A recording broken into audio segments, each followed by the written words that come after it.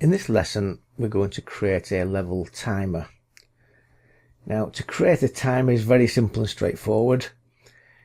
You create a new scene, a timer node as a node 2D, and you add a label to the timer. Type in the text property time with a colon, then actually change the font and the font size, and I put 40 on here so it fits quite well into there. The next part is we need to put a script, so click into your timer, add a new script, and then we can put this code inside there. I'll explain this code now as we go along. Var timer equals 5. Now this is the amount of time that this particular timer allows. I put 5 here just for demonstration purposes, but your timer could be 1 minute for the player to complete the level, or it could be 50 seconds, 55, depends on however you want to put into there. Then we got a func ready option, and inside the time label text feature we're going to put time, which we put there earlier, and then we're going to put a string. If you remember from the game manager information, we put in string timer. Now this timer here is whatever is going to appear in the timer variable. Now then we're going to start what's called a for loop. Now this for loop will run round and round and round, and it's very important that you can see here there is a indentation after the for. That's very important, otherwise you get errors. And then there's an if statement here. You can see there's an indentation on that if statement as well. That's very important, you put the indentation in, so be very careful when you type in this code in. So the for loop is for number, which is just a number that we're going to just bring out as a variable, in range. Now range means from and to, so the range of the timer is between 0 and 5.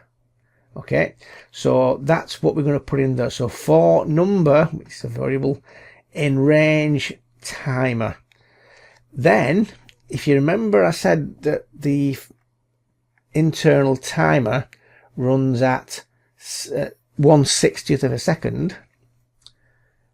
And when we say await get tree create timer 1, okay, that's every single second this time will change. That's the reason why we'll see it run very soon. Okay, so time text dot time, and then that puts in the timer minus the number.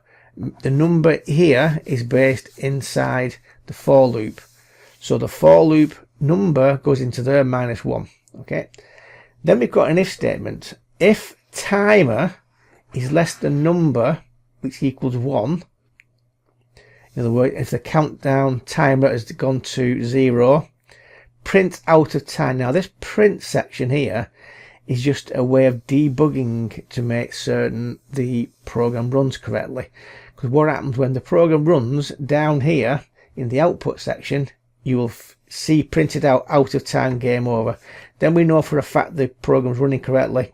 And the final line is get tree change scene to file, game over. So if they've run out of time, no matter what happens elsewhere, they will then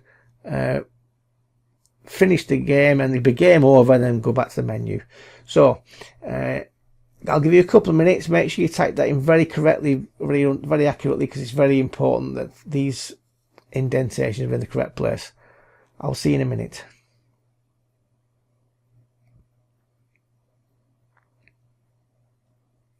Okay, we're now going to test this. So you can see from the 2D scene, I put the timer window there. I'm going to test this and see what happens. You'll see that the actual timer counts down, and then displays the game over scene, and then because we're in the game over scene, it says go back to the main menu, which we've just done that. Okay, so that is a very useful piece of code, and it's used everywhere in game timers and things. Now you can use a game timer without even putting it on the screen. You can use the game timer and not even display the time. It's totally up to you, whatever you seem to do. Okay, so that's just it for this particular timer. I'll see you in the next one.